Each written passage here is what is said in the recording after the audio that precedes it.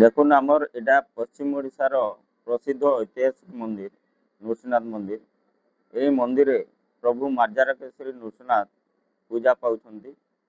यही नृसिंहनाथ महाप्रभु आदिकंद समाज रो हरि जमुना कंदुनी गंधमार्दन पहाड़ अकाली खोल पाखरु पीत कंदा खोलिया समय जाइथिबा समय पीत कंदा जेतबेले खोलुथिले सेही समय महाप्रभु को पाइथिले एवं तांको स्वप्न होइथिला मु स्वयं नृसिंह भगवान तुई नेगी पूजा कर।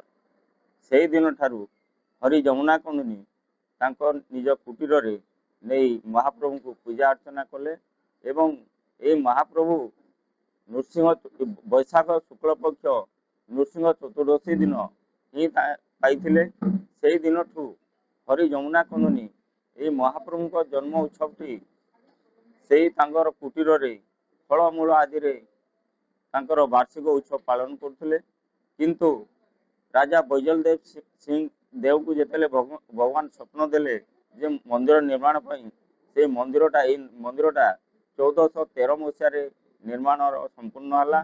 से 1413 मसीह जेतेले मंदिर प्रतिष्ठा हला से दिन से नृसिंह बैशाख नृसिंह चतुर्दशी शुक्ल चतुर्दशी दिन ही महाप्रभुंकर प्रतिष्ठा से मंदिर विग्रह को स्थापन करागला।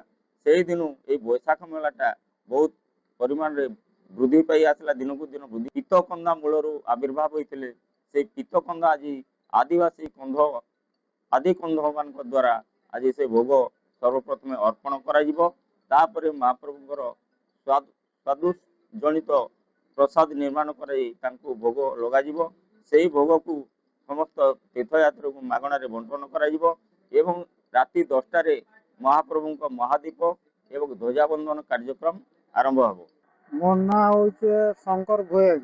आमर जेनटा गोटे ऊपर वंशर गोटे परंपरा जिन चली तो प्रति वर्ष नरसिंह महाप्रभुंकर जन्म उत्सव पालन दिन जेनटा नियम नीति चली परंपरा से हिसाब से आमर पीठकंदा भोग बा ध्वजा बंधन नरसिंह जन्म चतुर्दशी दिन से जिनिस आमर ऊपर वंश जेनटा चले आनीछन से हिसाब से आमर गोटे परंपरा प्रति वर्ष बैशाख मेला रे आसिक आम कार्यक्रम। Additional video Paikmal from interim trustee Shri Shri Nrusinghanath मंदिर। आमर गंधमार्दन पहाड़ तल देश अवस्थित श्री श्री नृसिंहनाथ मंदिर मार्जारकेश्वरी जन्मोत्सव तथा बैशाख मेला विगत 26 तारीख रू आरंभ हो 1 तारीख तक चलवा। आई जेन 5 दिन आज हूँ पंचम दिवस।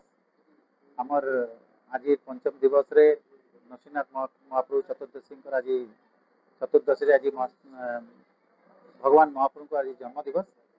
आज जन्म दिवस रे कंदा भोग दियाबा। कंदा भोग माने कंद समाज द्वारा कंदा भोग दियाबा। तार ध्वजारोहण अच्छे आथि जेन आमर ओडिशा तथा ओडिशा पाख राज्य छत्तीसगढ़ पाखापाखि लक्षाधिक भक्त मान जन समागम होचे श्रद्धालु मैंने आउसन।